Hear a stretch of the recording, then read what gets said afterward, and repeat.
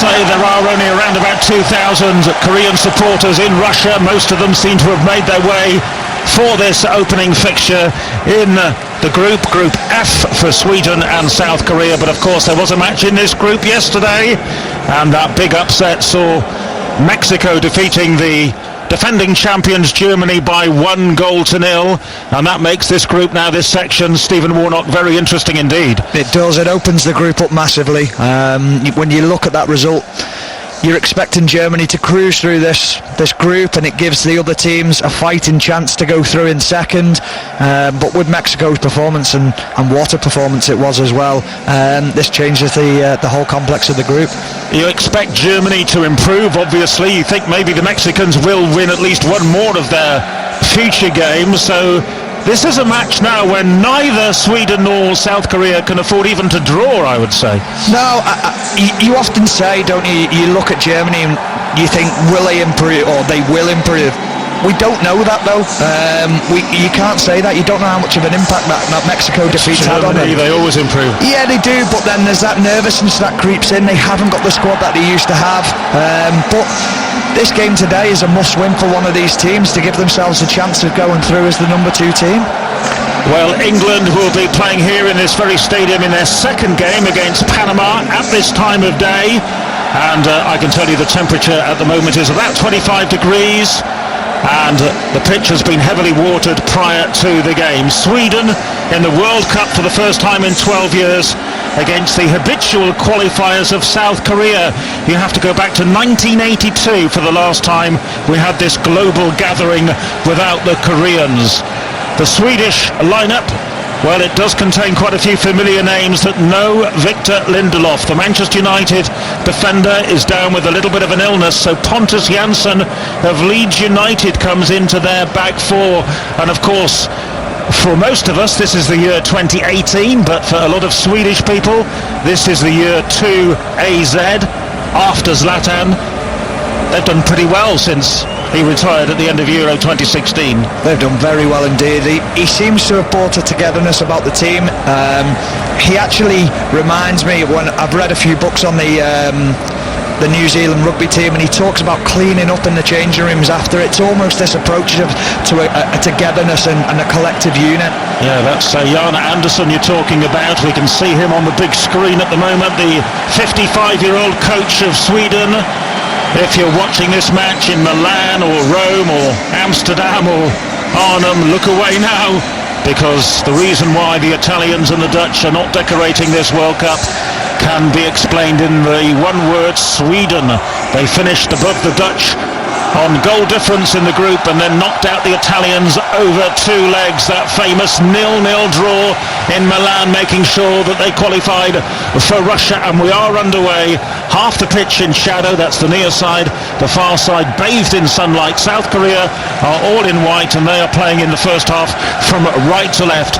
Sweden in their traditional colours, the yellow shirts and the blue shorts and the yellow socks. And it's a throw in for South Korea just beyond the halfway line, taken by Lee Young, the right back.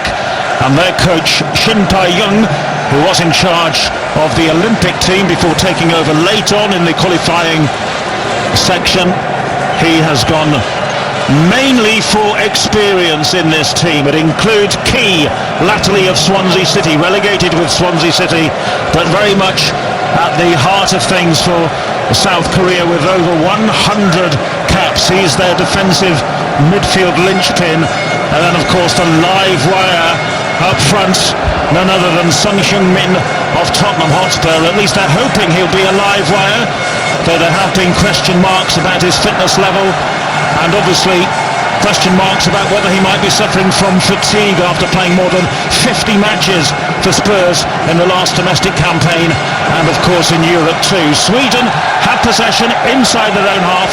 The first foul of the game is committed by Lee Young of South Korea, and he's come off the worst actually, hanging onto his thigh after going into the challenge a little clumsily on Albin Ekdal, and that's a free kick for Sweden inside their own half.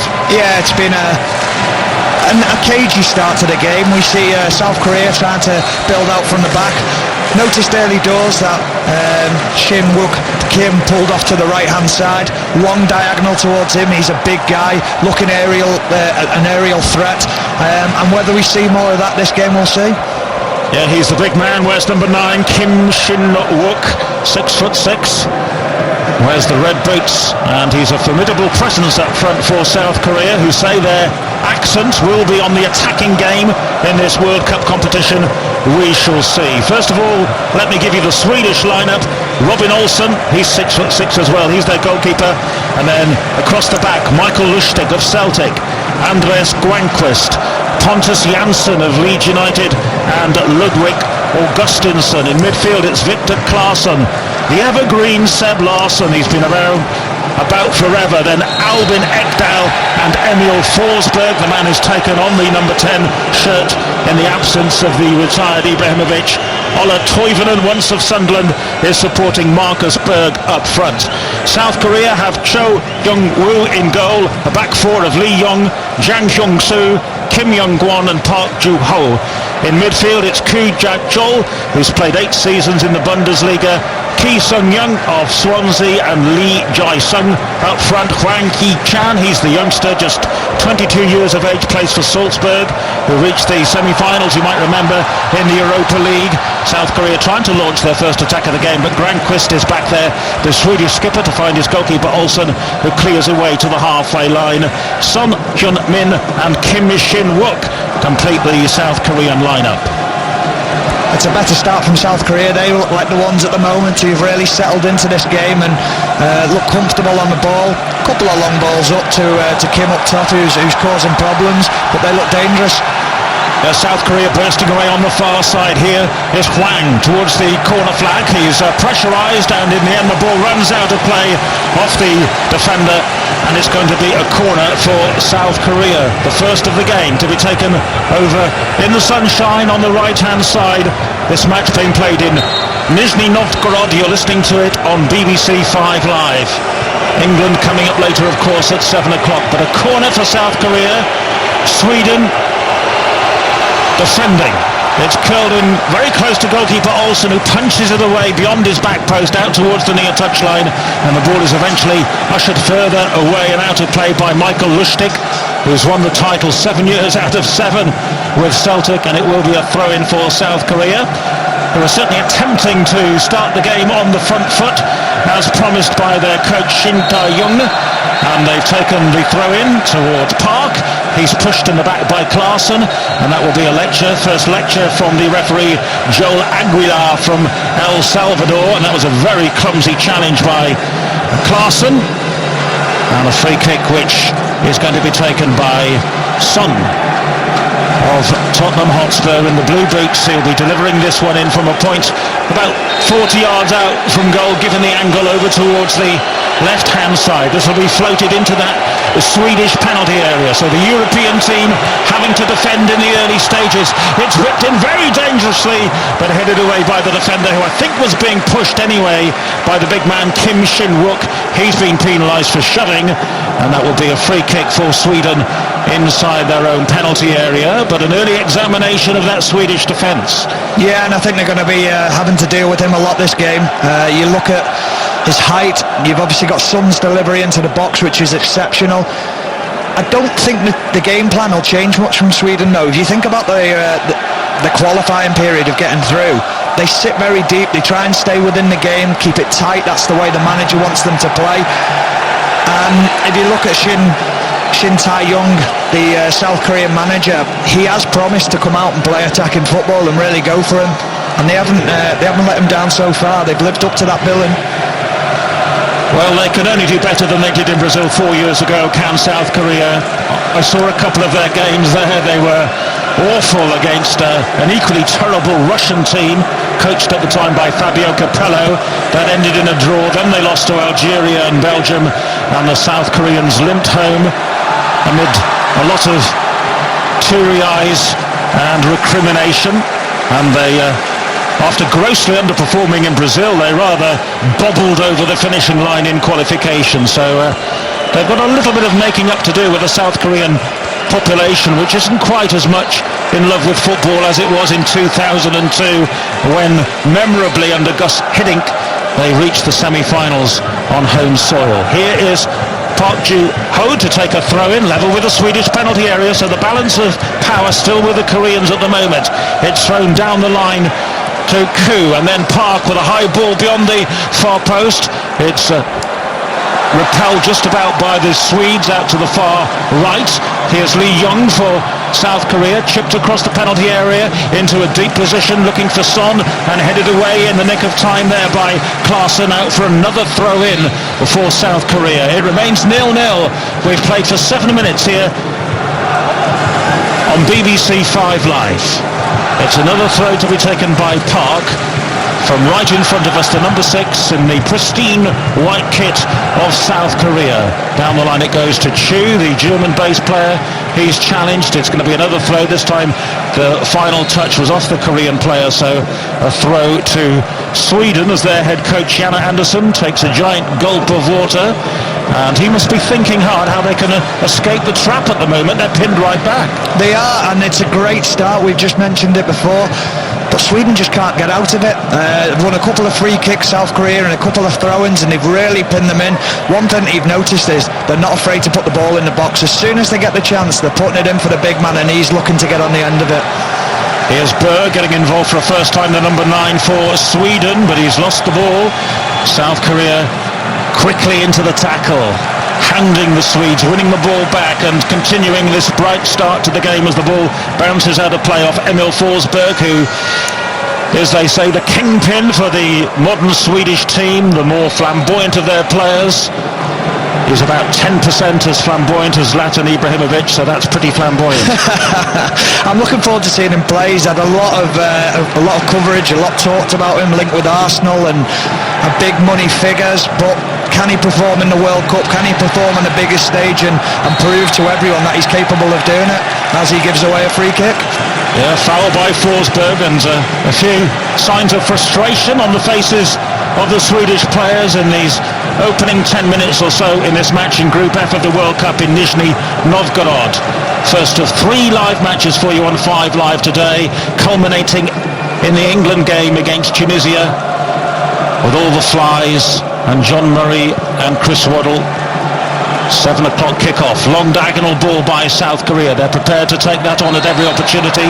Lustig heads it away, it bounces freely on the halfway line, and this time Berg has been penalised, and the Swedes are a little too physical for the liking of this referee from Central America. Janne Andersson is complaining about the number of free kicks given against his team. I think he's counted them up as 5. South Korea almost lose the ball inside their own half, but they've got it now. And the ball is in the possession of Ki Sung-young.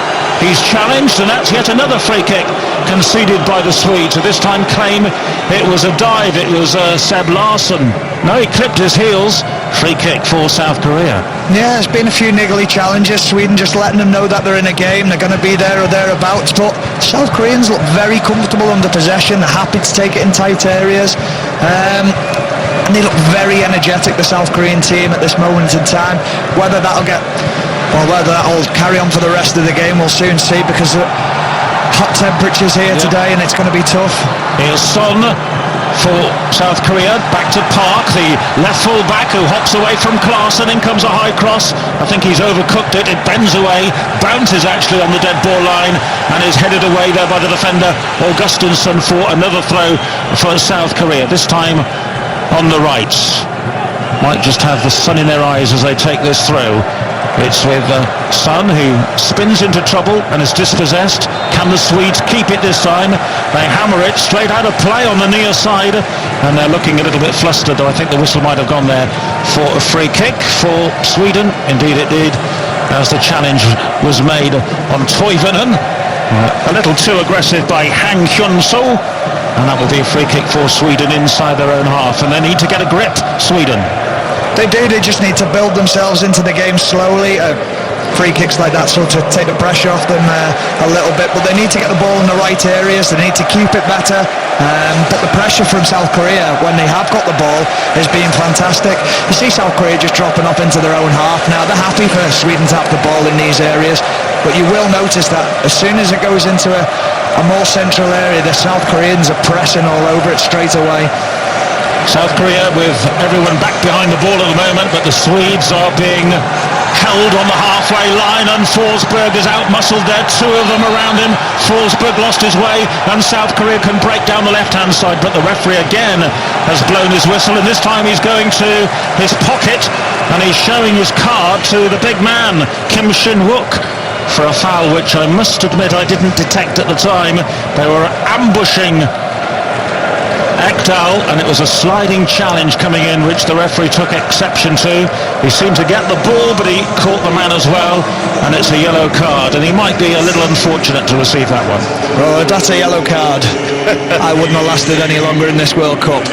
That is not a yellow card in my eyes. It's a great tackle, again coming from the South Koreans, pressing at the right time, and they've got Sweden rattled here, that's for sure. I said I didn't detect the foul in my commentary. That's because really there wasn't one. Here's Klasen for Sweden, in possession inside the Korean half for once. Now Lustig with a chance to deliver a low bouncing ball into that 18-yard area. Half cleared by Korea, but they've presented it back to Berg, who squares it across the box.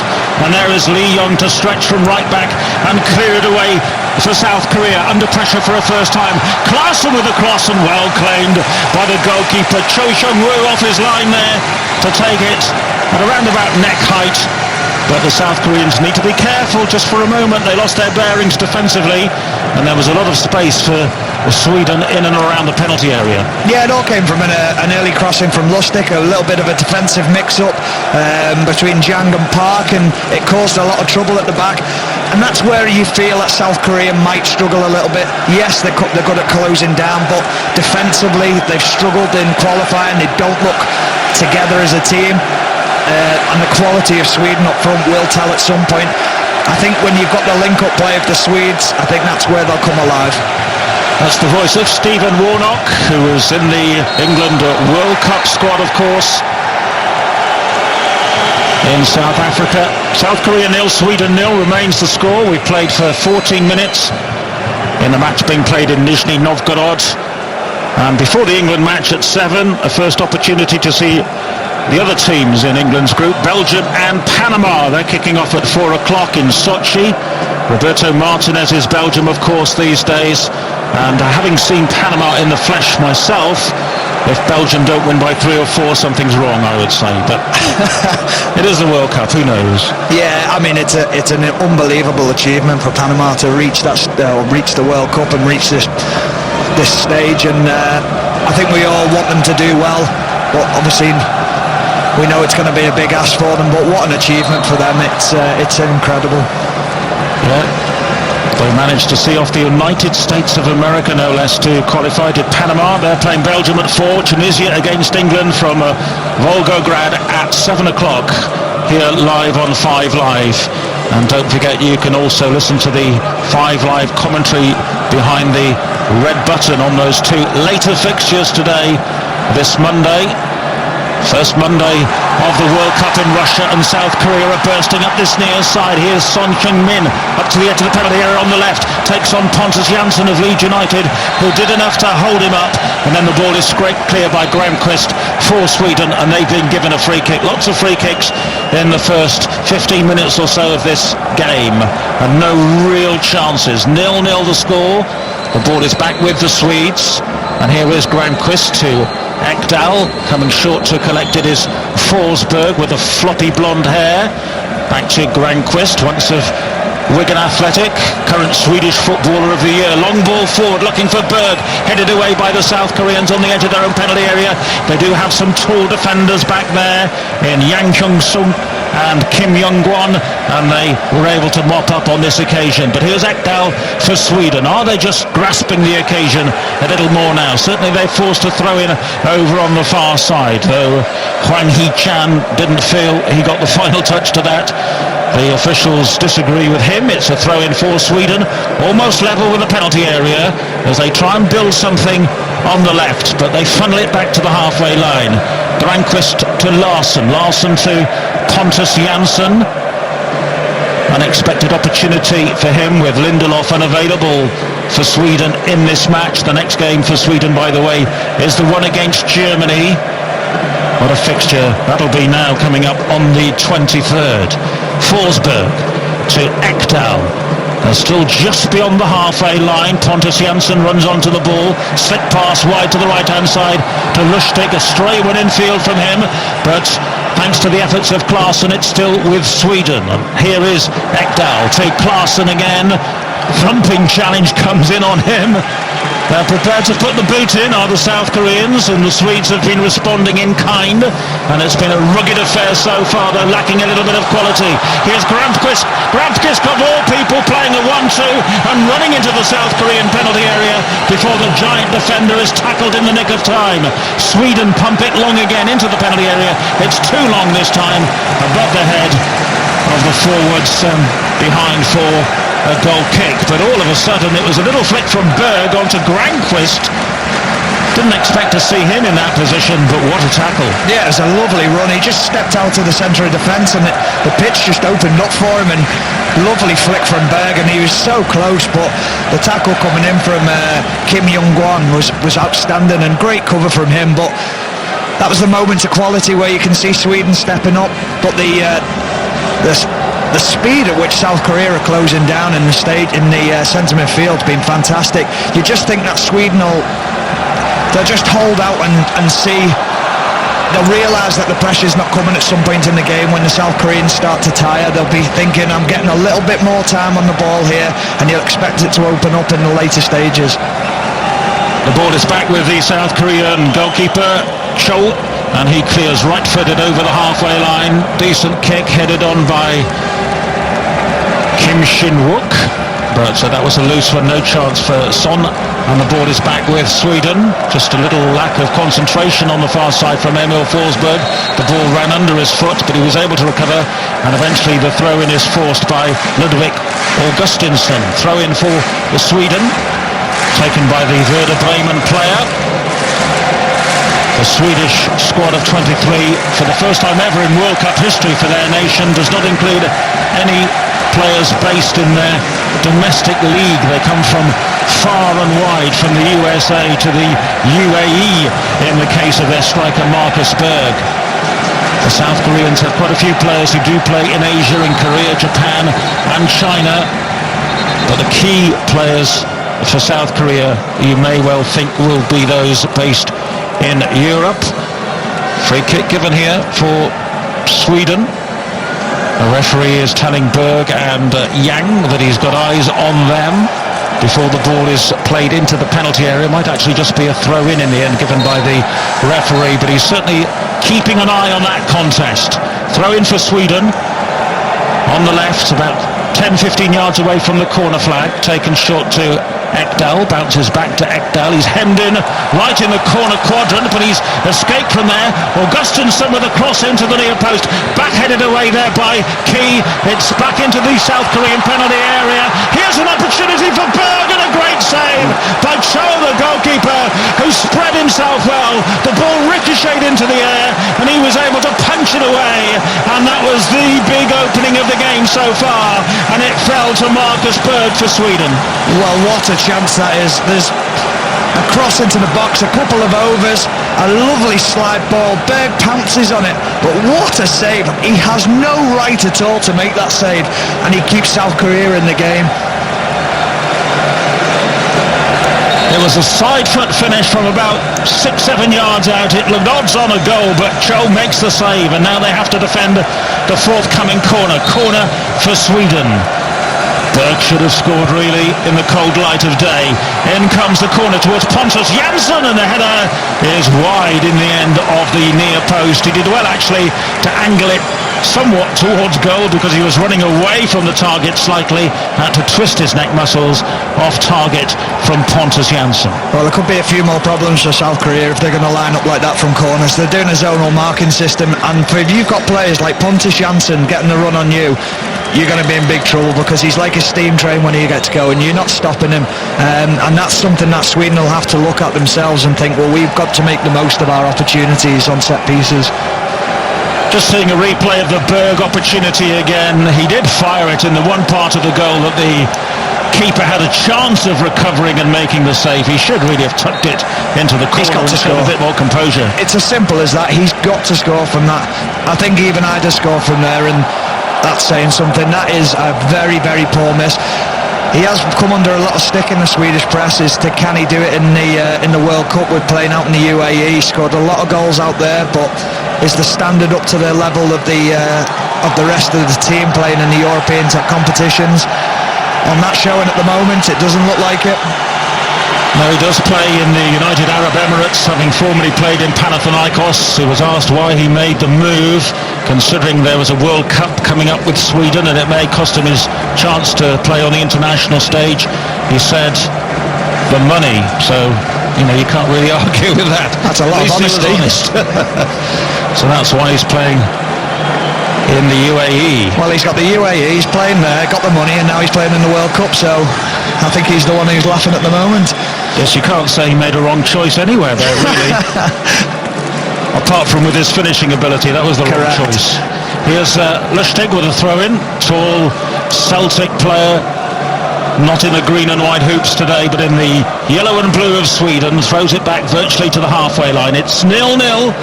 Sweden and South Korea. We're midway through the first half on BBC 5 Live. Don't forget, full coverage of the World Cup across the BBC, and well, this is the day for many people in the UK that the tournament really takes off, with England into the fray against Tunisia at 7 o'clock. John Murray and Chris Waddle will take you through that game on 5 Live and behind the red button, which will be the alternative commentary on BBC television. The match is live on BBC One. Kick-off at 7, lots of build-up on 5 Live, and reaction from 9 o'clock on 606 with Kelly Cates and Terry Butcher. The ball is played into the Korean penalty area. Lee Young gets it away, and he was fouled as he cleared, and that's going to be a free kick for South Korea as he holds the back of his head. Free kick right on the fringe of their own penalty area. Arne Andersson, quite expressive, isn't he, the Swedish coach? He's reflecting on the fact that really, despite South Korea starting fairly strongly, Sweden should be in front. They should be. They've grown into the game now. They've got the foot in, getting on the ball comfortably, but the biggest chance of the game's fell to them, and they should arguably be 1-0 up. South Korea's pressing at the moment has just dropped off. It can deflate you sometimes when you've had a couple of chances against you and you're thinking, you get a bit nervous then, and the South Koreans seem to be a little bit nervous now. Yes, the Swedes have stamped a little bit of authority on the game as we see another collision between two players running at full force. One of them was certainly Emil Forsberg, who's taken, I think, the brunt of that, the Swedish player. And it was Young Hwang, the youngest member of the South Korean team, who committed the foul. And looking at it in slow motion, I think he was just about going for the ball, but he missed it and caught the inside of the knee and the thigh of Forsberg, and that'll be quite a painful one. But he's strong and he's on his feet, and he'll be fit to continue. Yeah, I don't think the referee's going to accept many challenges today. He's very proactive with his whistle, should we say. He seems to be on it all the time, and he's not letting anything right. A little bit, yeah. It just seems to be blowing for little things that don't need to be blown for. There was an innocuous sort of nudge in the box before, and he's blowing up, and you're thinking, no, we want a contact game. We want them to be tackles. We want them to play on the edge, if you like. High ball into the Korean penalty area again, but Cho, the goalkeeper, looks full of confidence. Only made his international bow back in November, but it was a tight call for the goalkeeping jersey for Korea, but he's got the black jersey and shorts and clears away into Swedish terrain. It's flicked on by the man who was unluckily booked, Kim Shin-wook, and South Korea have it now with Lee, to the other Lee Young. He's got it in the sunshine. Forward to Lee Jae-sung, and Chu gets the touch as well. The player with Augsburg. He's played a lot of games in the Bundesliga over the years, has valuable experience to bring into this tournament. Wears the number 13 for South Korea and owes much of his career, he says, to Felix Magath, the former Fulham manager. And one of the Koreans there, I think, has gone down with a bit of a leg injury. We'll check on that in a second. He's rolling on the side of the pitch, and it's the left back, isn't it? Park Jo-ho, who's got the problem. Korea continuing at the moment with just 10 men out there, and they've conceded another free kick, and again it's Hwang Ki-chan who is a little too vigorous for the referee's liking, and this is going to be a free kick, and Park is still on the sideline holding his face. Let's see if we can detect from the replay what happened to him. He tried to keep the ball in play with a diving header, and then in mid-air somehow managed to tweak his hamstring, or maybe it was on landing. He's holding the back of his thigh there. It's being strapped up in cellophane, and judging by the expression on his face and the fact that he's hiding his eyes behind his hands, I don't think he'll be back. Well, if he's done his hamstring, that's his World Cup over. It's as simple as that. You're not coming back from that in this World Cup. He's in distress. Meantime, free kick for Sweden in a dangerous area. The ploy is a high ball to the back post, headed away by Lee Young, who claims he didn't get a touch to it, but I'm sure that is going to be a corner. It is a corner for Sweden, and the Koreans are being forced into this change in the early stages. So Kim Min-woo is coming on. He is a left back. He is the regular reserve left back. He's one of the players actually in the Korean squad who is currently serving with the military. You have to do military service in Korea by the age of 28 if you're a male, and he's currently in that situation, but on leave to play in the World Cup, and why not? Larsson then with the corner for Sweden, curled in high, a free header for Granqvist. It almost fell for him again, and then Berg with a follow-up shot. That was blocked by the defender, who was sprawling on the turf just in front of his goal mouth, and that was another opportunity, a messy bit of a tangle, but an opportunity nonetheless for Sweden. Incredible block. That's what you want from your defenders. Same man as made the challenge earlier, Kim Young-won. Exactly, putting the body on the line. This is a World Cup. He wants to get a result here today, and that's a fantastic block. Berg will be wondering what he has to do today to score a goal. He's one of the players based in China, top defending. In comes the corner. Pontus Jansson with a downward header. They're winning everything in the air, but that goes first bounce into the gloves of goalkeeper Cho. And that's got to be concerning for the South Korean coach Shin Tae-young to see Sweden winning everything in the air from the corners. They have got a bit of a height advantage, but there are plenty of inches in that South Korean team as well. There is, but then if you let anyone get a run on you in a game and they come on, make a run and jump on top of you, you're very, very rarely going to win that header. They have to get touch tight to them. They have to really get a hold of people in the box and stop them getting that run on them. The ball is cleared away by Sweden up to the halfway line, back-headed on to the foot of the substitute who's just come on for Korea, Kim Min-woo, but he overhits his ball forward and it's through to the goalkeeper. So we've got 3 Kims on now to go with our 2 Lees in the South Korean team. Still 0-0. Just about half an hour played. Sweden with the better chances certainly now. The ball is hit long and diagonally into the Korean penalty area. They're coming under more pressure. Klasen retrieves it, does well. Good skills on the left side of the penalty area from the Swedish player as they attack. But a loose pass. Son Heung-min tries to clear it, miskicks. It's back with Sweden. And here's a chance for Ekdal to play it low into the penalty area, nudged on, but cleared away by Yang Hyun-soo, who's in the right place at the right time. And now here is Son Heung-min down the far touchline. He was bundled off the ball there unceremoniously. He had the pace to get away from Granqvist, and the referee has dragged things back for a free kick. Granqvist was struggling, he was losing his footing. He pushed out at Son, and then he claimed he was clattered in the head himself. I think Granqvist was just trying to make sure he wasn't booked for that challenge. It might have been a yellow card offence, certainly if the earlier one was. that was. Yeah, fantastic pace from Park. We've seen it so many times in the Premier League. Just opens his legs, knocks it past Granqvist. I've been there when they've got the quicker man running past you and you're thinking, get hold of him quick, bring him down, don't be shown up. Yeah, but that's lively from Son, takes the pressure off his team, and it's much needed at this moment in time because South Korea have just been on the back foot a little bit and they need to get back up the other end of the pitch and stamp their authority on the game. And when you fouled your man, did you grab your head and say, no, it was him fouling me, actually? Right? Oh, absolutely, absolutely. Don't get yourself in trouble. Try and avoid that yellow card at all costs. Yes, he's a wily campaigner, Andreas Granqvist, the 33-year-old, once of Wigan Athletic, a man of steel at the back for Sweden. Played a pivotal role in the defeat of Italy on aggregate over the two legs. 2 clean sheets in the playoff for Sweden, put out the Italians, having earlier got the better on goal difference of the Dutch in the group, and also in the group they beat the French. So you can't argue with Sweden's results.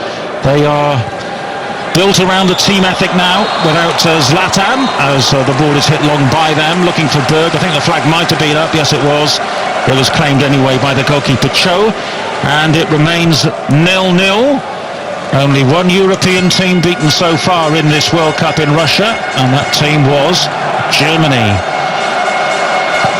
It was a weekend where Argentina, Germany and Brazil all made their debuts in this year's competition, and none of them won. What were the odds on that, I wonder, Steve? Wow, it's incredible, isn't it, to think that? You look at the teams there and you think the shoo-ins to get a result.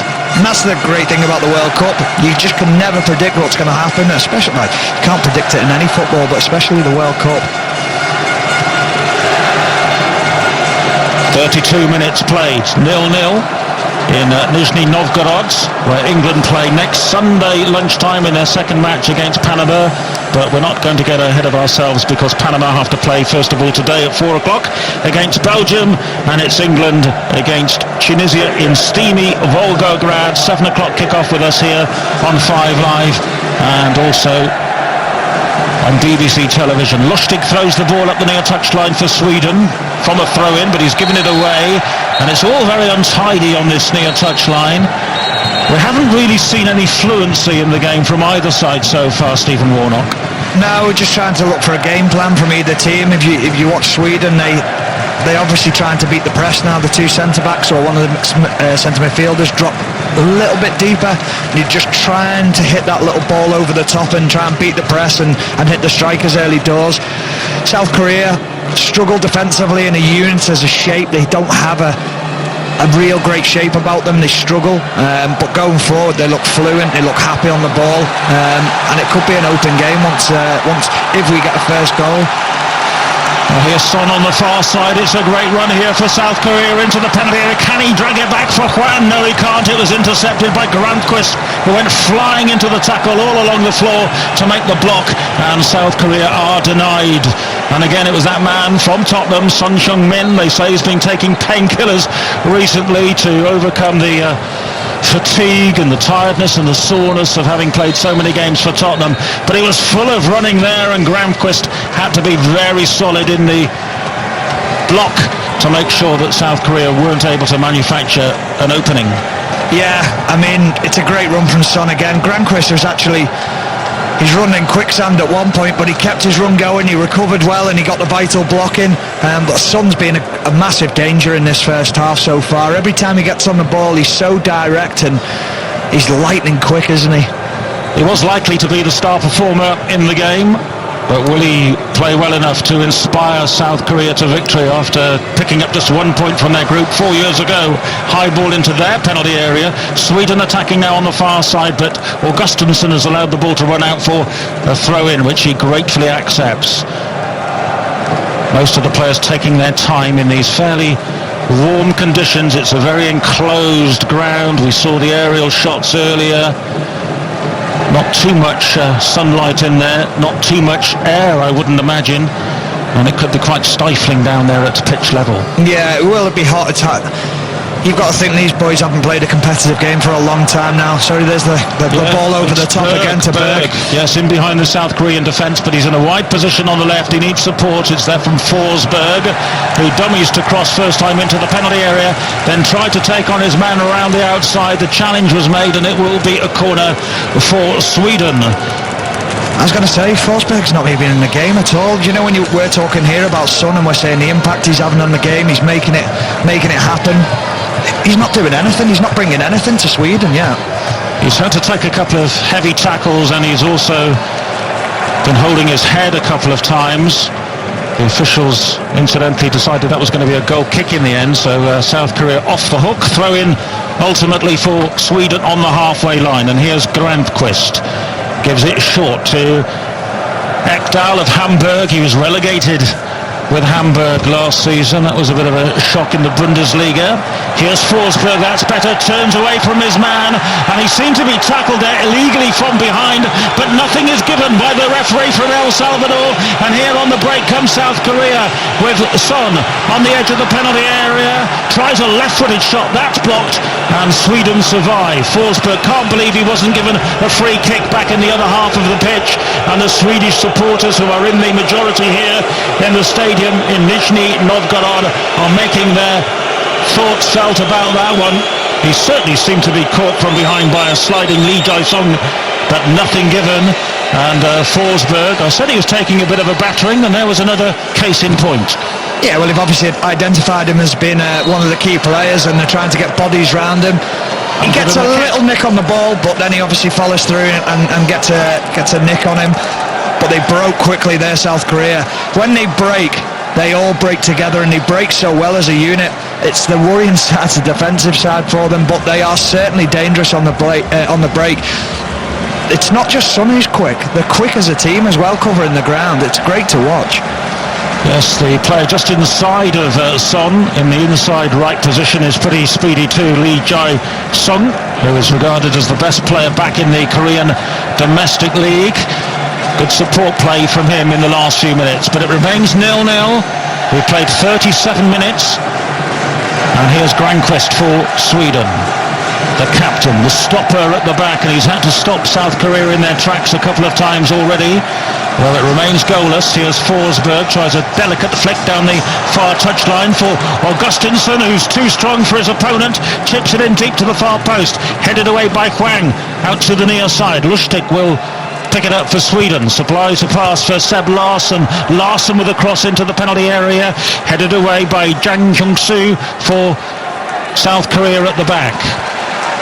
We haven't seen much of Key, relegated with Swansea last season, coming forward. He's very much supplementing the back line for South Korea in the first half. I think his job is to just stick very closely to the more productive Swedish players and play just in front of his back four, and that's the position he's in at the moment, wearing the blue captain's armband for South Korea.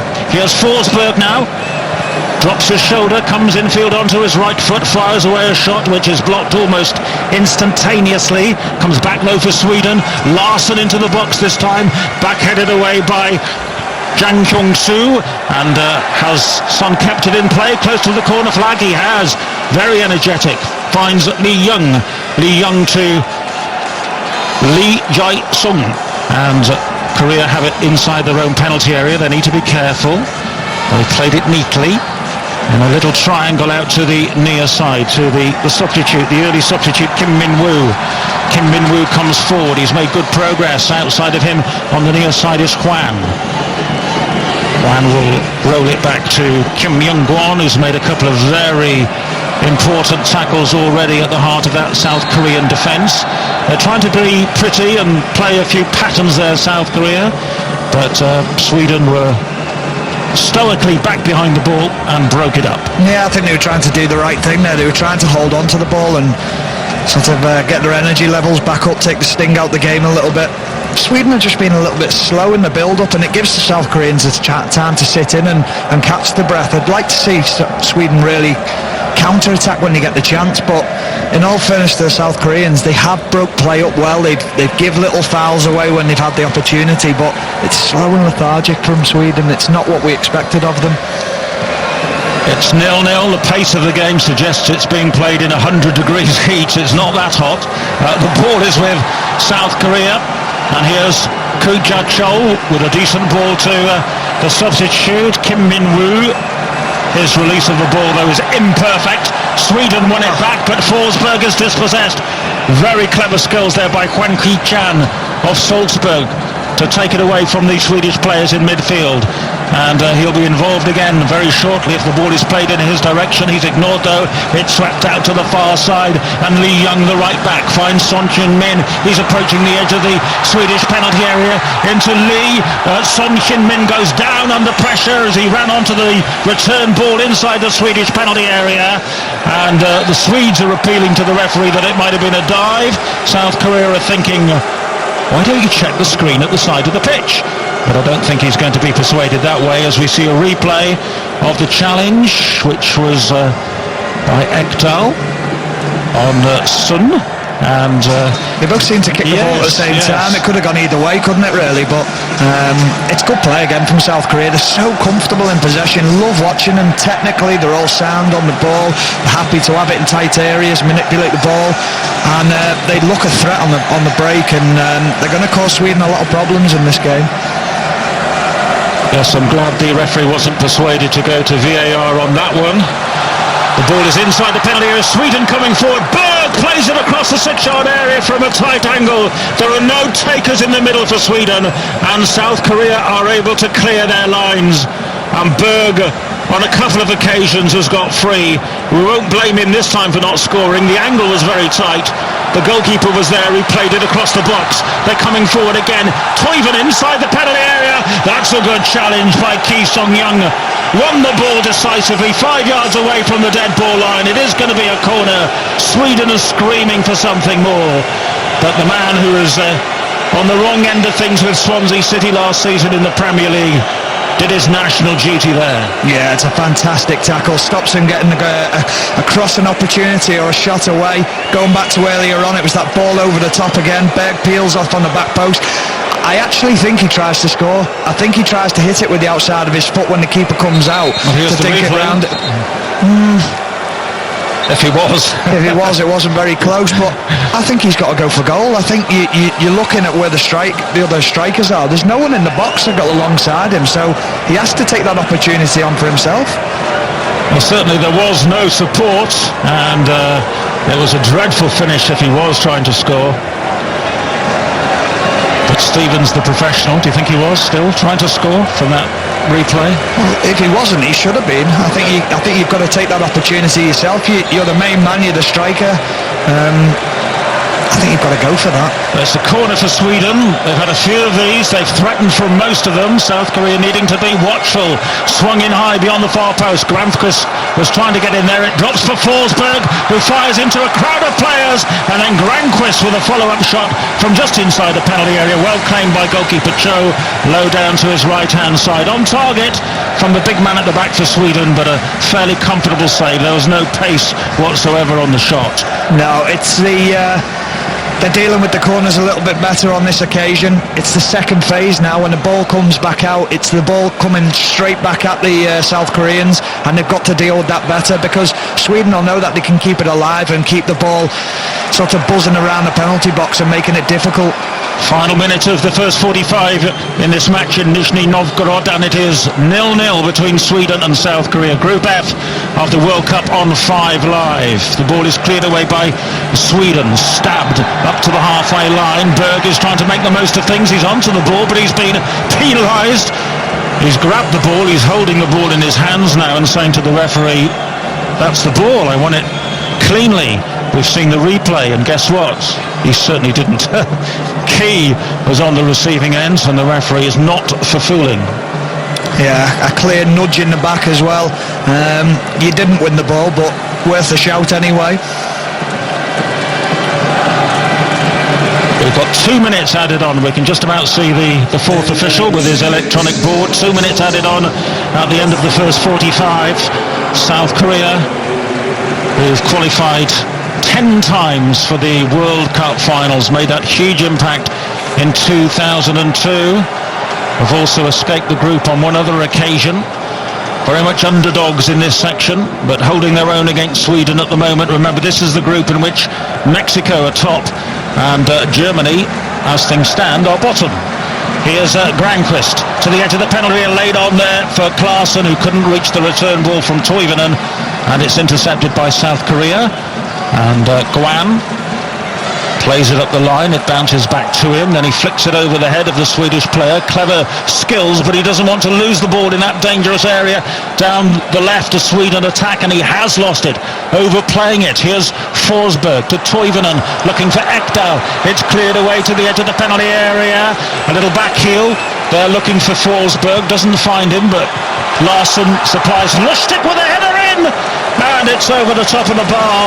A diving header coming in there, and it was well off target in the end from Klaassen, and it's going to be a goal kick for South Korea.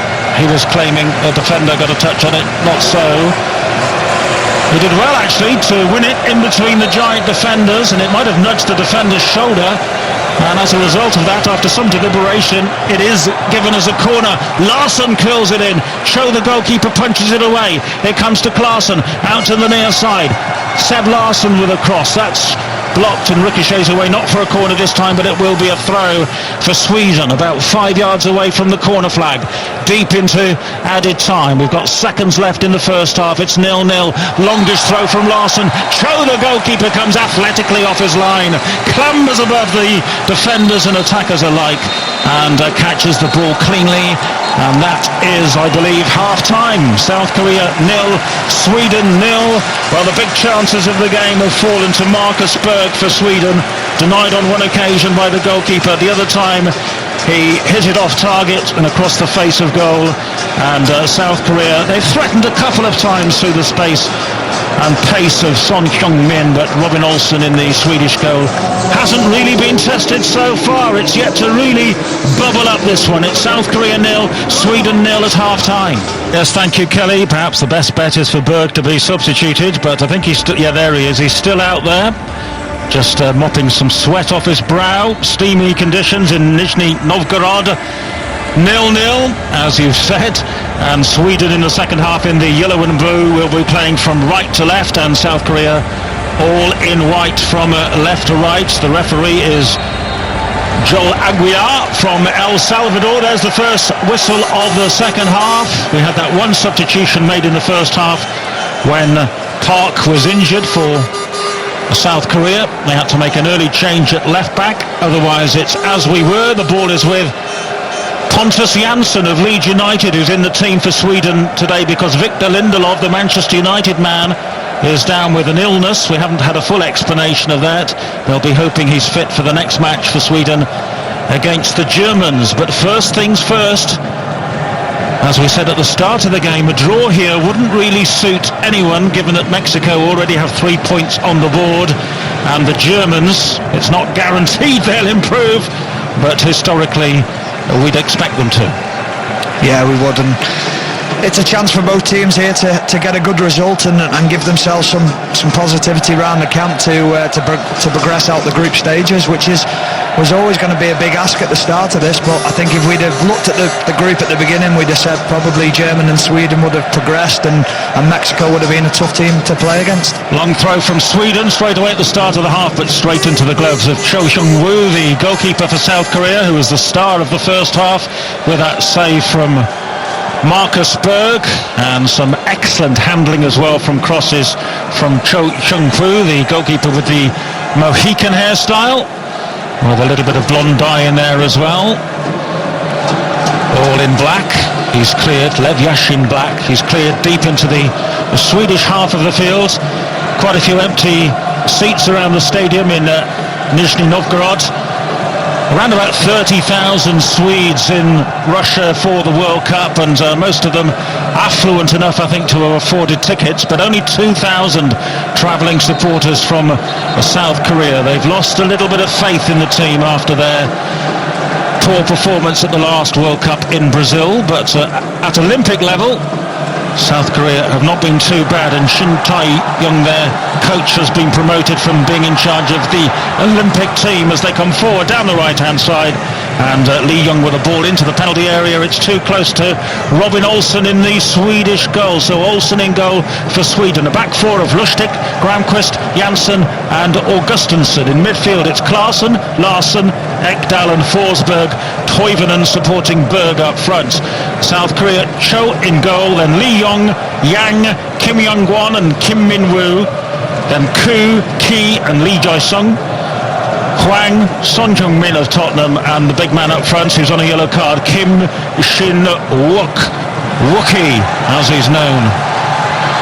Here now are South Korea bursting up over the halfway line through the centre circle. It's a decent run by Koo. He plays it out to the near side, and here galloping forward for them is Hwang Hee-chan, who's been very robust in the challenge in the first half. It's swept into the Swedish penalty area, headed away by Lustig, who's round from right back, further away up to the halfway line by Ekdal, and I think the big man Berg was pushed in the back there, which means a free kick for Sweden, already taken. Toivonen onto Klasen on the right side of the penalty area, checks his stride, gives it square to Forsberg, in the D, on his right foot, and he fires it high and wide as well. There was a defender flinging himself into the path of Forsberg's shot, but Forsberg, I think, rushed it a little bit in the end, lifted his head, and it was well off target. Yeah, it's better from Sweden. It was a lovely break, and picks out Forsberg on the left-hand side, on this near side to us, and he just dips inside onto his favoured right foot, tries to bend it in that top corner, and the Koreans have thrown themselves in front of it. It would have been a very difficult shot to take on, and it's a little bit more positive from Sweden. They put it down, they've got a free kick going straight away, and it's something that they need to do. They need to pick that tempo up in the second half. Yes, it was smashed well off target in the end by Forsberg. Judging by the body language of some of the Swedish substitutes, they felt he should have done a little bit better there, but as we saw, the South Korean defenders were in his line of sight, and he rather slashed at it. It remains South Korea 0, Sweden 0. We've played just under 50 minutes now in this match in Nizhny Novgorod on the day that England make their first appearance at the World Cup of 2018. Belgium against Panama in Group G kicks off at 4, live on 5 Live. Tunisia against England kicks off at 7, live on 5 Live. High ball into the Korean penalty area again, but they've got control of this okay. Lee Young, the number 2, plays it back into the penalty area, and Jang Hyung-soo completes the clearance, but again it's not very well thought through. It's straight down the throat of Pontus Jansson at the heart of the defence for Sweden. And now Seb Larsson with a long rangy ball from inside his own half down the left. He finds Forsberg, but he's tightly marked. He couldn't control the ball properly, and it's swung clear by Lee Young for Korea. Korea on the near side now with Lee Jae-sung. He's got possession, carves the ball across the halfway line to the far side, and the supporting Kim Min-woo. South Korea have won themselves a free kick as well. Another clumsy challenge. This time it was Seb Larsson bringing down his man, and he seems to be in a fair amount of pain, does Koo Jat-chol at the moment, writhing in agony. Which part of his anatomy is it? He was pulled over, fell a little awkwardly, was grimacing. Yeah, he stood on the back of his knee there as he goes down. Just watching a third replay, and yes, Stephen Warnock was absolutely correct, and looks bad in slow motion, studs into the back of the leg there, just behind the knee. Accidental, you would say. Yeah, it is accidental. It's one of them things that you can't help.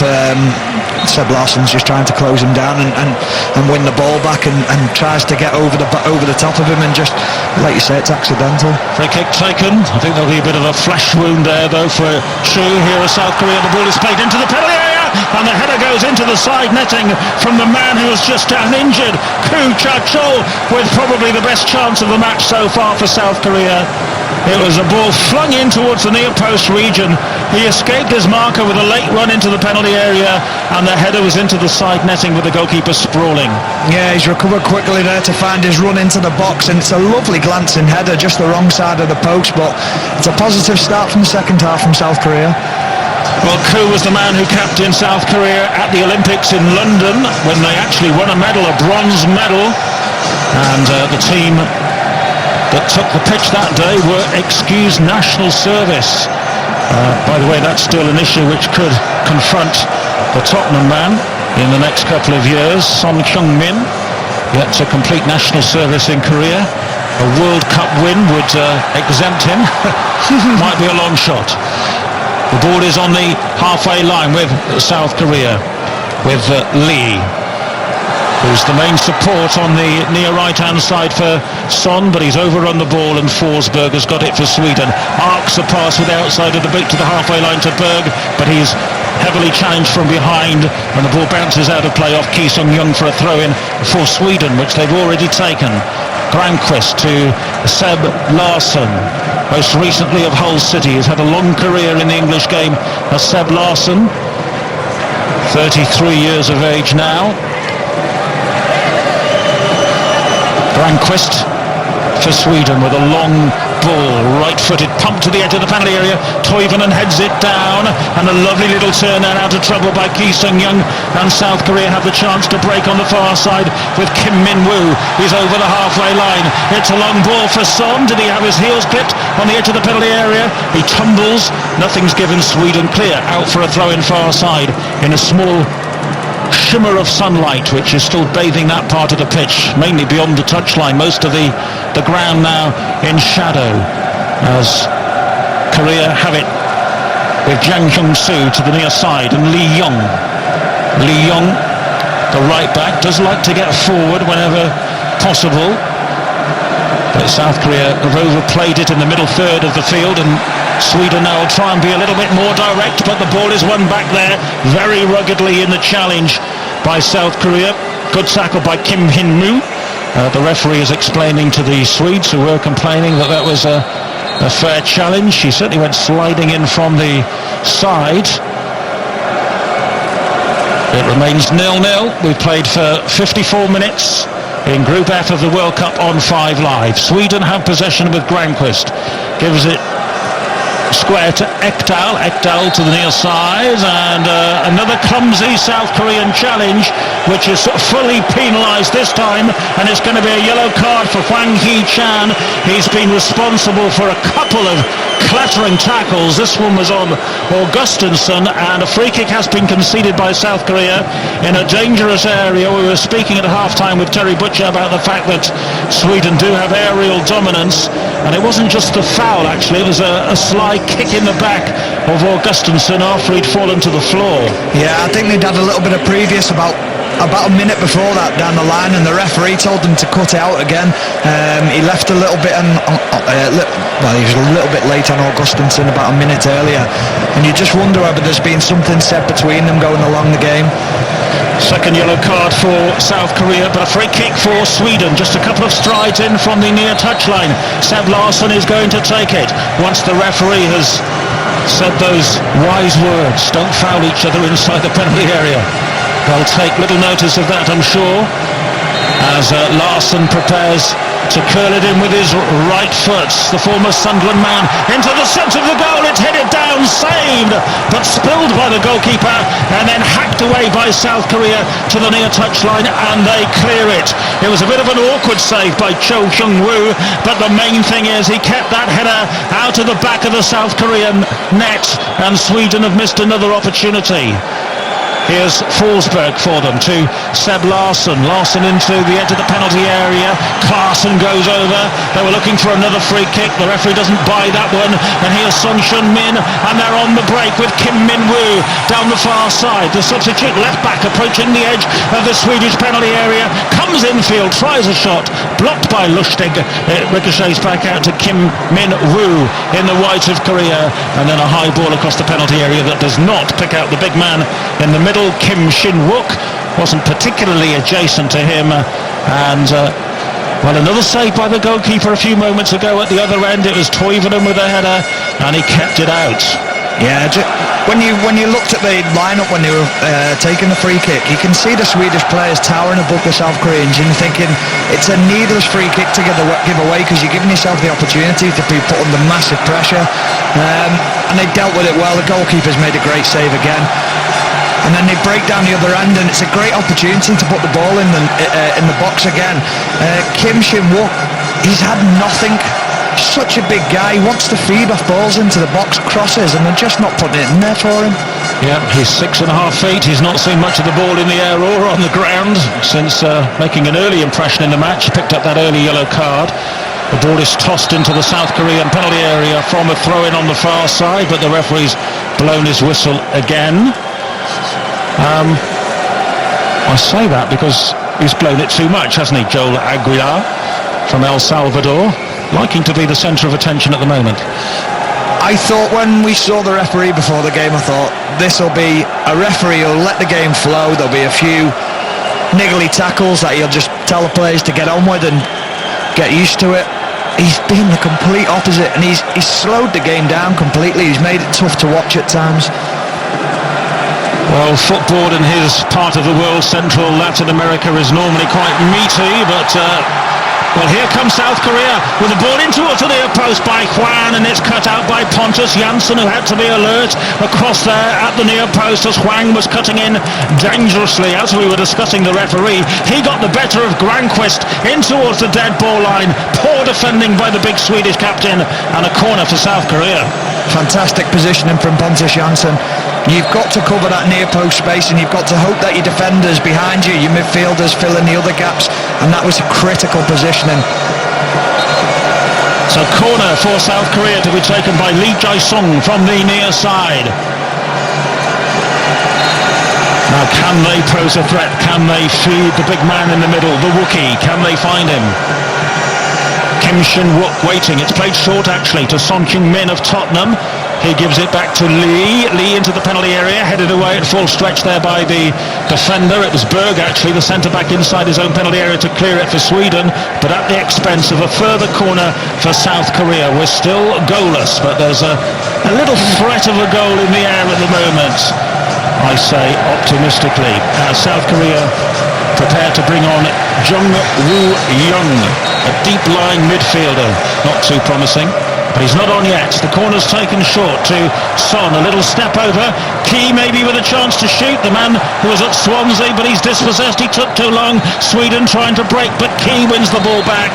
But illegally so. It's going to be a free kick for Sweden.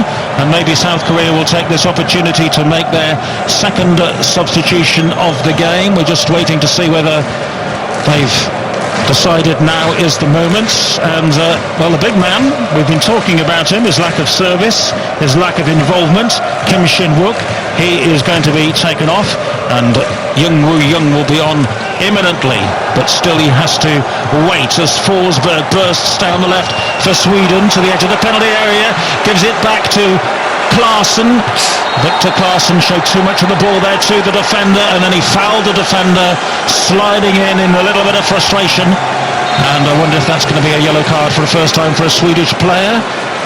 Lee is the player down, Lee Young, that is the right back, and indeed it will be a yellow card administered by the referee from El Salvador.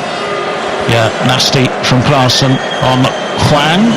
They kind of targeted Hwang a little bit, and he's targeted them, and it's an ongoing battle. Yeah, it definitely is. I feel sorry for Kim Shin-wook, who's going to come off now. South Korea have just had two corners. You've got a guy in there who's 6'6", and they take two short corners and completely waste the ability to put the ball in the box. I don't get the logic in that sometimes. You saw him on the footage when they were taking the corner saying, put it in there for me, I'll go and attack this, and I'll put my head on it. And they take two short corners, so when you're not going to use the guy, you may as well take him off, and you may as well play a different way. Well, that's what they've decided to do. It remains 0-0. We've played over an hour now. 61st minute of the match being played in Nizhny Novgorod. You're listening to 5 Live from the BBC. World Cup 2018 from Russia. We're live in Sochi from 4 o'clock. Belgium against Panama. Tunisia against England at 7 o'clock. The build-up will continue in depth between now and 7. We will take a break to hear about Belgium. Same group as England, of course, that Belgium. Panama. Here's Forsberg inside the penalty area for Sweden. Showed too much of the ball to Jang. He was able to clear. Still the danger is there, though, for South Korea. They need to get the ball away. And now Sweden feel they should have had a penalty as a sliding challenge came in. The referee is playing on at the moment. I wonder if the VAR officials back in Moscow will tell him to have another look. Sweden have almost stopped playing, imploring the referee to take a check, but South Korea are coming forward, and now the whistle has been blown. Well, and the referee is going to look at the television picture. My reaction is penalty. My first reaction was no penalty, so this will be interesting. I thought he just got enough on the ball. I thought he took the shot and it ricocheted.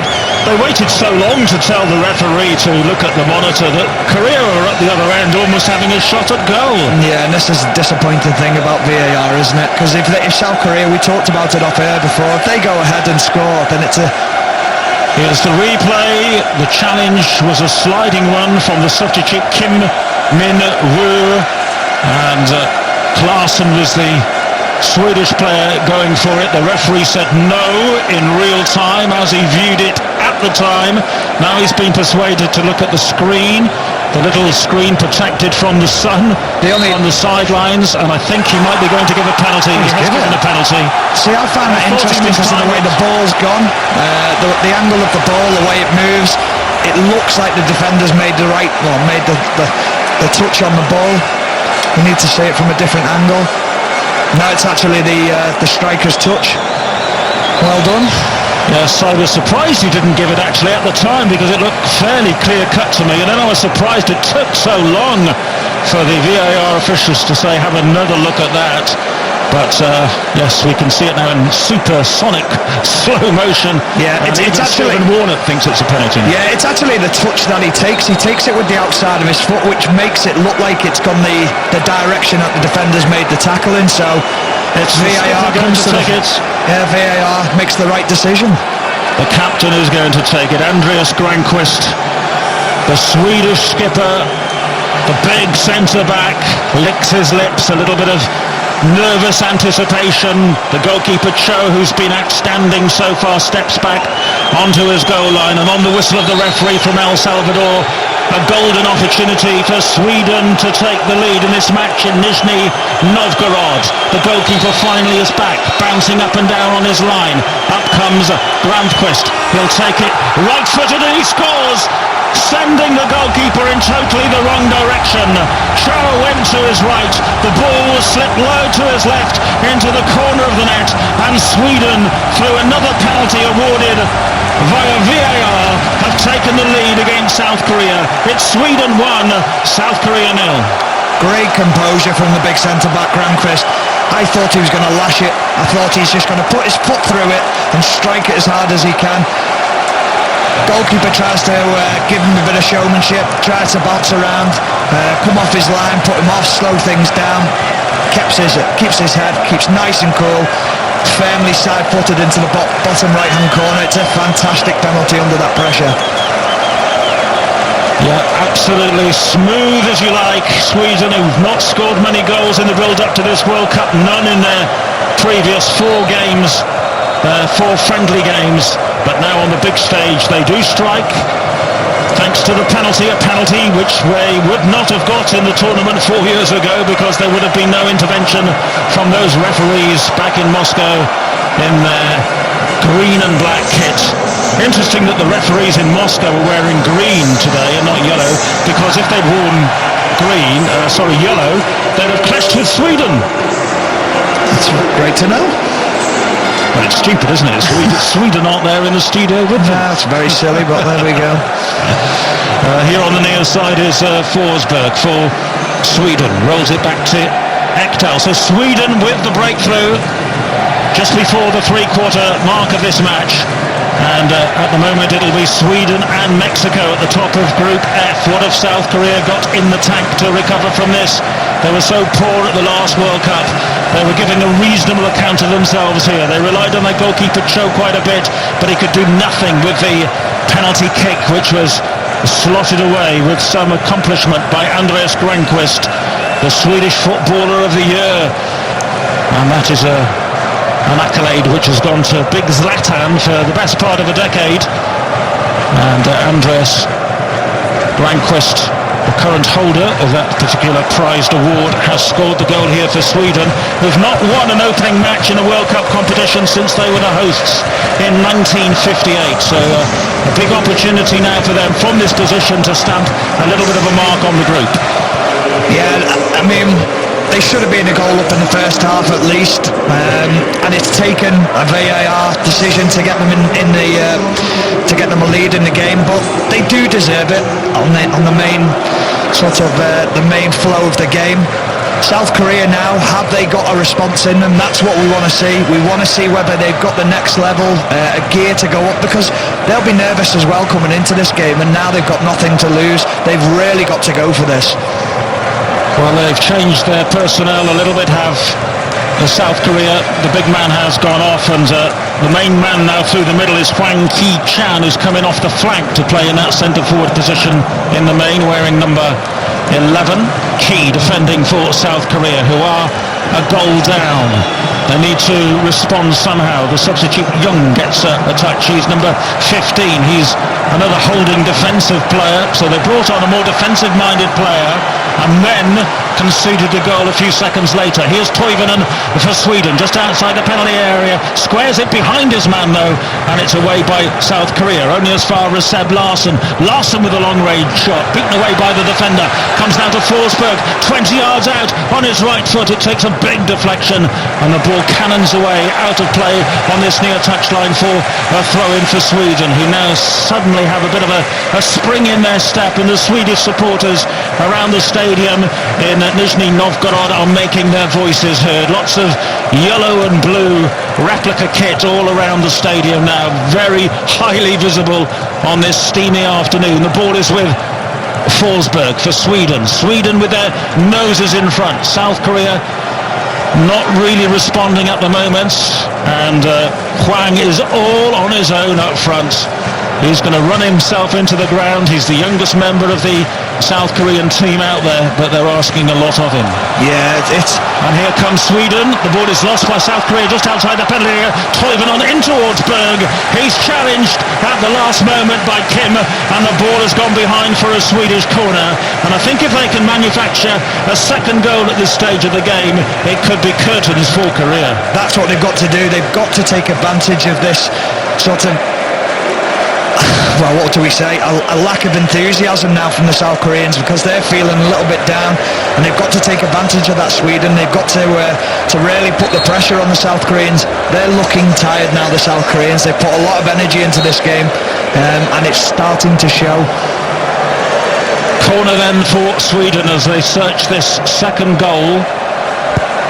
Berg will be one of the targets in the centre. It's in towards him. He was on the near post actually. It bounces up high into the air off a defender and is punched clear by goalkeeper Cho. Picked up there again by Sweden. Seb Larsson swerves a deep one to the edge of the area. Berg is underneath it to head it on. Lustig's up from the back as well. And then Larsson with a shot on the run from the edge of the penalty area. And it's well off target from him, Victor Claesson. And Sweden are going to make a change. And the man who is about to come on is Oscar Hiljemark, Italian-based. He was the captain of their under-21 team that won the European Championship in 2015. Jana Andersson, the coach, is trying to bring through a few of these youngsters for Sweden. And here's a chance for Hiljemark to get on. And he replaces Albin Ekdal. So really a straight swap there in midfield. The blonde-haired Hiljemark is on for Sweden, and he gets involved straight away with a neat ball back to Seb Larsson, who's on the edge of the centre circle. It remains 1-0 to Sweden on 5 Live here against South Korea in the World Cup. England kicking off at 7. I think if you don't know that by now, you don't want to know that. What's on the other side? The ball is with Sweden, deep inside their own half. It's a long ball forward. Well, it was supposed to be a pass, I think, but it was straight to the South Korean body, and South Korea have possession inside Swedish territory with Lee Young galloping forward from right back, almost level with the penalty area. Swings in a low ball, which was easily deflected away by Forsberg, and it's going to be a throw-in for South Korea, and they too are going to make a change, and this will be their third and final substitution. And on comes somebody who I was looking forward to seeing actually in this competition. He's only won 4 caps, but he has a bit of a reputation. Lee Seung-woo, once of Barcelona, and Barcelona still have a buy-back option on him, even though he plays in Verona now in Italy. And did you know he scored more goals for Barcelona than Lionel Messi? But we have to say asterisk at under 13 level. It's not bad though, is it? At least you can say you beat Lionel Messi's record at some level. To do that's impressive in itself. It's how you kick on after that. He's had a little bit of a stop-start after leaving Barcelona. I think he struggled when Barcelona had the restrictions on youth players being bought and things like that, so his game time was limited, but let's hope he can ignite this game a little bit for us and get South Korea on the front foot. Well, he has scored some very good goals over the years, despite his tender age. Lee Seung-woo, they say he's a wild card inclusion in the squad because he can be a bit of a wild kid as well, but South Korea needs something, some kind of inspiration. As you can hear the Swedish voices reverberating around the stadium. The Korean supporters, heavily outnumbered, try to respond, but we are into the final 17 minutes. Toivonen has taken a bit of a bump on the head, hence the delay. You've not missed any action.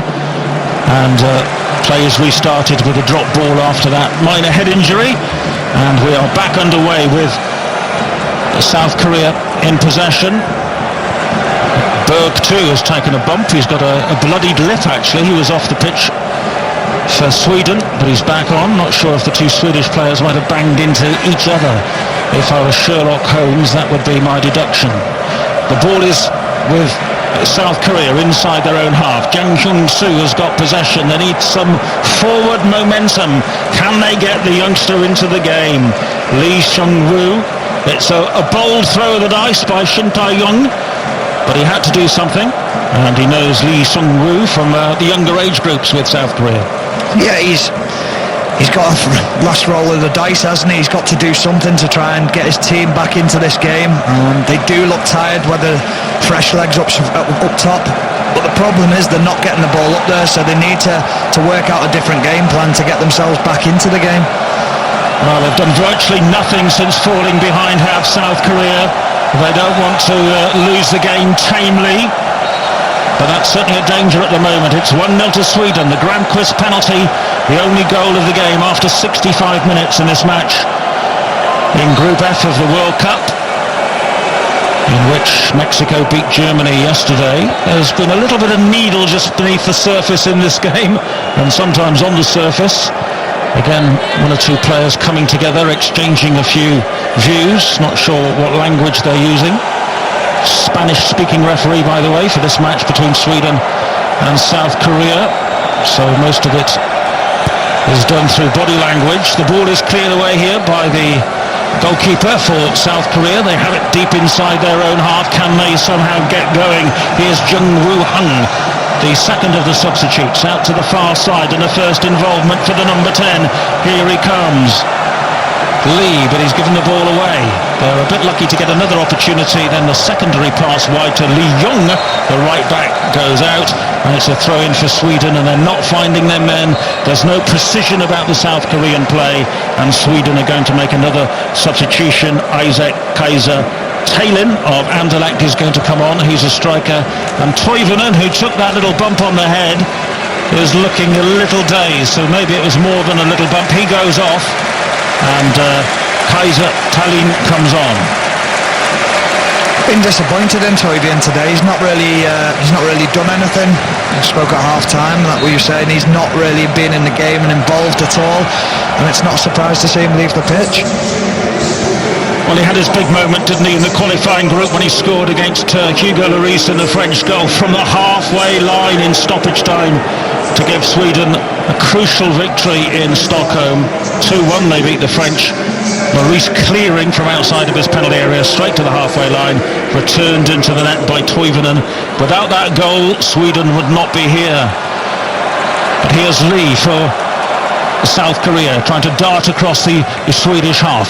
He gets some support from behind him. Kim Young-gwon has got possession, gives it now to Young Woo-young, who is the number 15, heart of the midfield, after coming off the bench, in towards Son, chance for Hwang to turn. He couldn't quite get his footing right, and it's swept away there by Lustig and out of harm's way. It just about fell there for South Korea inside the penalty area, but they couldn't quite get the body shape right. It was Hwang and Son causing the problems. It goes away now, the big moments, and it remains 1-0 to Sweden. Yeah, it's a lovely ball up to Son and a clever header back into the box, and he just loses his footing at the wrong time, and you're thinking, can Lee run onto it? And it's a great clearance in the end by Lustig, but it's a little bit more positive from South Korea. The disappointing thing is that they don't maintain the attack after it. They try and force the pass, and it breaks down. Korea in possession over the halfway line. They're looking for a free kick. Oh, the advantage could have been applied there by the referee, but he determines it will be a free kick. Seb Larsson is signalling to the bench that he's got a bit of an injury problem. Play continues, the free kick already taken. Here's Ki to the edge of the area. Here's Lee Sung-woo trying a shot. That's blocked. It comes to Son. He spins into trouble.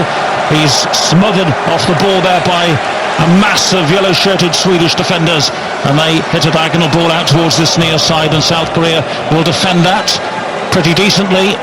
It's back with a goalkeeper, and now Yang Kyung-so has the chance to bring it out. Can South Korea force the issue in the final 12 minutes? Sweden look physically the stronger. South Korea wilting just a little bit. Here's Ki Sung-young for them, the skipper, so experienced. Finds Lee Young on the right-hand side, drifts the ball into the penalty area, but that's food and drink to Andreas Granqvist, who heads the ball out for a throw-in. Just looking there, Seb Larsson's gone down again. I know you're saying there that Sweden looks stronger and more comfortable. I think he's gone down with cramp a little bit there. I wonder how fit Sweden are at this moment, playing in a warm arena, and they haven't played competitive football for a long time. Yes, you play your friendlies, but you don't play them at the same tempo that you play these games in. Yeah, the change is going to be made, just as well that Jona Andersson had kept something up his sleeve for this kind of eventuality. An injury for Seb Larsson, and Gustav Svensson of Seattle Sounders is going to come on, 31 years of age. And the referee is keen for Larsson to depart the pitch as soon as he possibly can. A look at the watch tells us we've got just over 10 minutes remaining.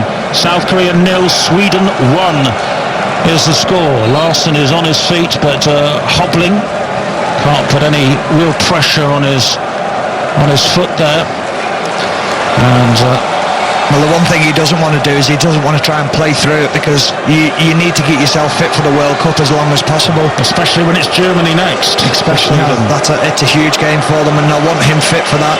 His experience of being in the team, he's had a great game today himself personally. Yeah, Seb Larsson. I'm guessing if it is cramp, you'd walk off. If you'd pulled your calf, you wouldn't be coming off like that. So let's hope it's cramp, and that's the worst it is. Yeah, so the short-term future should be okay for Seb Larsson. We wait to find out. That there isn't the biggest turnaround between the matches. It's next Saturday that they play Germany. Next Sunday, by the way, England will be in this stadium playing Panama. England tonight against Tunisia in their opening game on 5 Live at 7 o'clock, followed by 6:06 at 9 o'clock. Your reaction to the England performance, what will the mood be? Kelly Cates and Terry Butcher will be taking your calls. The omnipresent Terry Butcher. Hwang has taken a bang on the head, and that means it's going to be a free kick for South Korea. And can Son Heung-min produce a little bit of magic with this ball into the penalty area? Two guarding the near post in a mini wall for Sweden. So this will be curled in by Son. Can they claim something from this set piece? Korea a goal down. In it comes. Oh, headed away easily by Kisa Taylor, the substitute, and cleared further into touch by Forsberg. False alarm. Big build-up for Son, but easily mopped up Now it's Lee, the youngster, on the edge of the area, tries a shot, that's deflected. He was smartly onto the ball, Lee Seung-woo. It struck Granquist and bounces away for a corner, so he's brought a little bit of energy to proceedings. Granquist had his arms by his side, the ball hit him on the chest, and it's out for a corner for South Korea into the final 8 minutes. 1-0 Sweden, but they're having to defend. South Korea digging deep. And the corner to be taken by one of the other Lees, Lee Jae-sung, swept in towards the far post, headed away by a South Korean, actually in the wrong direction, and they have to go back almost to the centre circle, and Lee Young will give it to Kim Min-woo, the man who gave away the penalty awarded after the referee went to the screen at the side of the pitch. Long ball from South Korea, trying to get in behind that Swedish defence. Perhaps it was the right idea because Lee Jae-sung had found a bit of space, but it was overweighted pass by a good couple of pounds. Yeah, it was a lovely attempted ball over the top. You see Granquist is a little bit tired now. You can see he's put everything into this game, and he's treading on water a little bit, and there might be a little bit of a chance to get in behind him in the later stages. He's huffing and puffing a bit as we see a replay of his coolly taken penalty, the only goal of the game so far. South Korea 0, Sweden 1 is the score. If South Korea lose this game with Mexico and Germany to come, if you force me to make a prediction, I would say they're on their way home early. The ball is cleared by them. Kim Min-woo up over the halfway line. And in all honesty, the South Korean population largely expected an early exit as soon as they saw the draw. Sweden, Mexico, Germany. Not easy, and so it's proving. And they wanted to hit the ground running, did South Korea, and time is edging away for them. It's so disappointing, this referee. Tiny fouls given away. The people holding the ball, you've got to get tight, you've got to let people be aggressive. You can't. It's a physical sport. He's ruining the game in certain aspects of it. Yes, we were discussing it earlier. I was getting a bit fed up of talking about him, but I have to tell everybody that there's another free kick. And it's a free kick for Korea this time, South Korea, but deep inside their own half. They play it square, they're not hoofing it long at every opportunity, they're trying to play it neatly.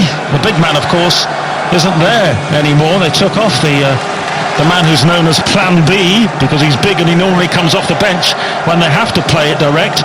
They started with him, didn't play it direct, and now when maybe they do need to shove it forward, he's not there anymore.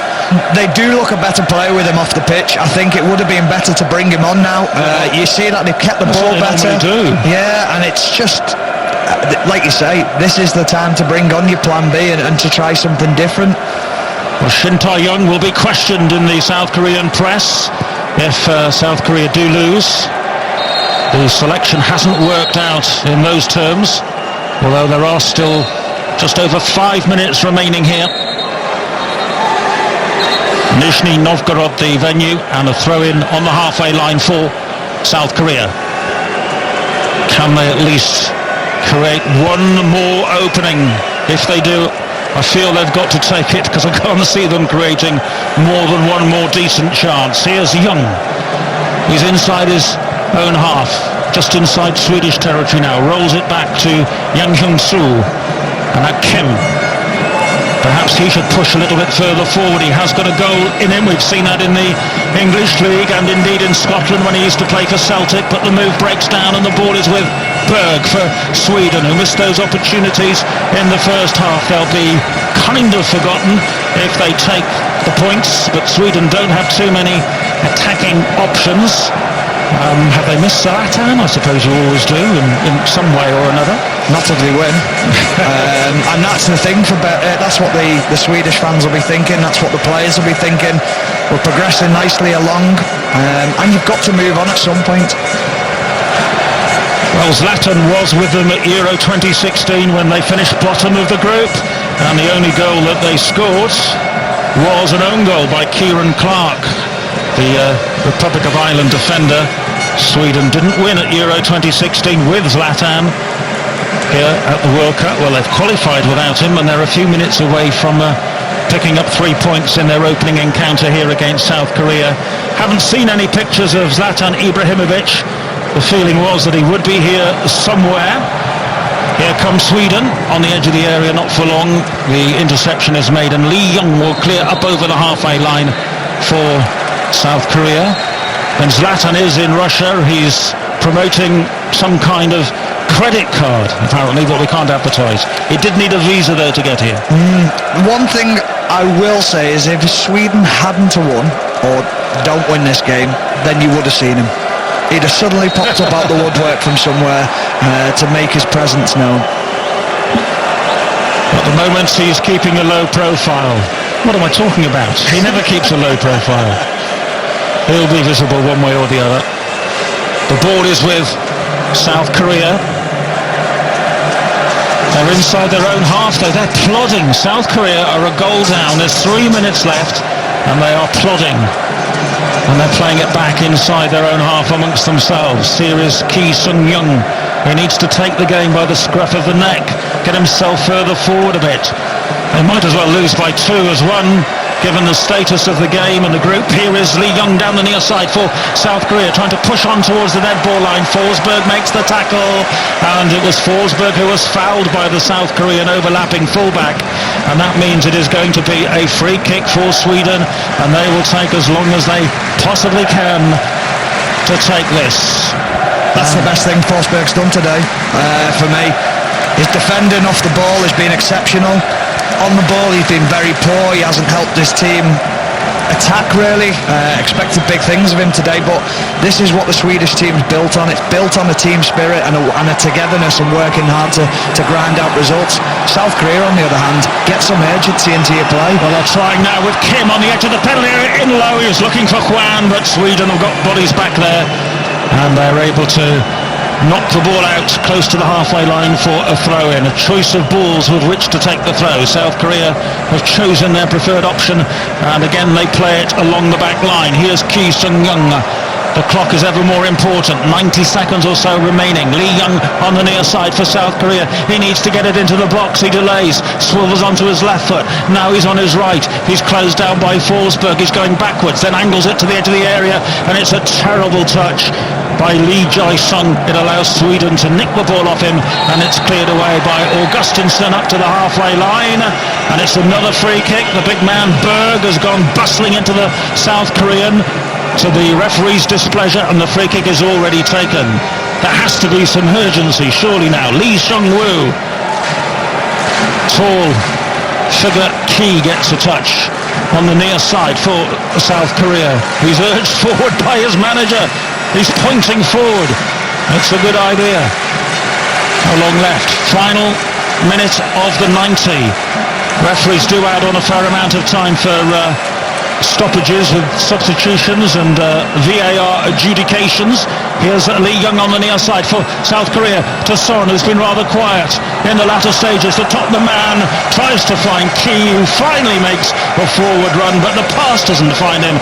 It's overhit by Son. Ki looks aggrieved. Son turns away in disgust, and Sweden still lead 1-0. They've just done nothing to respond. They haven't bought anything that you think, yes, they're going to be a threat. It's been very, very disappointing response from South Korea. I think they obviously thought, we come here, we try and get a draw, and we'd be very happy with that. We have the delights of another 4 minutes in this game. Let's see if South Korea can do something. Again, they're inside their own half, and it's with Young. Young up over the halfway line at a gentle pace, a bit of a stroll, plays it across the Swedish half. It's a poor pass, almost intercepted, but Lee Jae-sung has won it back, and this is a strong run finally from Lee Jae-sung. Out to Lee Young on the near side, plays it back into midfield to Son. Son Chun-min drops his shoulder 25 yards out, squares it to the other Lee, the youngster, the 20-year-old. Now a chance to play it into the penalty area, high towards the far post, headed across the penalty area, and then headed wide on the run by Hwang. Hwang has had the 2 big chances of the game for South Korea, both of them headers, and that I think was the only chance they're going to get now in stoppage time, and he puts his head in his hands. It was a header across the penalty area. He was floating forward unmarked. The more you see it, Stephen, he should have tested the keeper. It's a free header.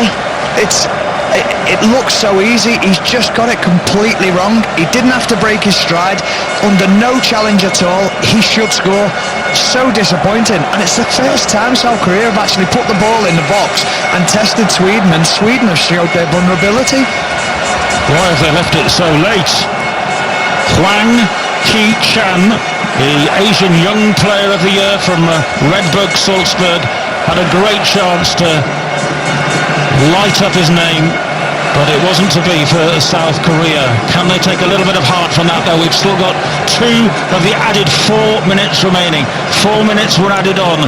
Korea have got it inside their own half with Yang Kyung-sol to the near side, and Kim Sun-young back to Yang Kyung-so, and here is Ki out to the near side to Lee Young with a headband.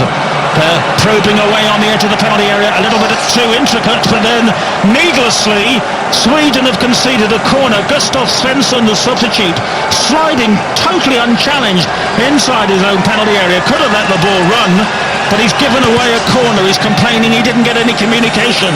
The corner is taken short, not into the box. It's back to Sun Chun-min in towards the dead ball line. Can he produce? It ricochets off 2 defenders on the near post. South Korea claim a handball. Didn't see anything wrong there myself, and Sweden are lucky to scramble the ball clear. Finally, some very, very late pressure from South Korea. Young high towards the edge of the penalty area, headed away by Svensson, further away by Yushik, and the referee has penalised the Korean player there for jumping into his man. It was a foul by Jang Kyung-soo, and a free kick for Sweden right on the edge of their penalty area, and Lustig is down. Another one with a little bit of cramp. The referee gives the free kick firmly Sweden's way, but that double ricochet off 2 defenders from the Son cross could have posed more of a problem for Sweden than it did. Yeah, he got himself in a great position. Son really drove at the defender and took him on the outside, tries to drag it back. Granqvist hits the ball against his own man. His arms are at his side. It's never a penalty. A dangerous moment there for South Korea, and putting Sweden under pressure, but still not enough from them. Yeah, there was a bit of arm in there, but nothing really untoward, despite the protestations from some South Korean supporters who were banging one hand onto their arm to signify it was a handball. Not so. We've got just seconds remaining now. It is 1-0 for Sweden. That penalty in the second half, the only goal of the game. South Korea have been given a free kick. I don't know what the free kick count is, but it must be almost one every 2 minutes. And there is the whistle that matters most for Sweden. It's the full-time whistle, because it means they have won this game. They take the 3 points. It has not been a classic in Nizhny Novgorod, but Sweden won't mind about that. They join Mexico at the top of the group. We've had a clear-cut result here. It was a penalty awarded by VAR, awarded by the referee after being told to take into consideration that he might have got it wrong first time. Stephen, Sweden deserving to win it? Yeah, they look the better team. The team that were creating better chances. South Korea turned up in the last 4 minutes, decided that they wanted to try and have a go. Disappointed in South Korea in aspects. They've got game winners on the pitch. Sweden deserved winners though, and exciting to watch them now, how they go in the group against Germany and Mexico. Another game decided by a penalty. South Korea 0, Sweden 1.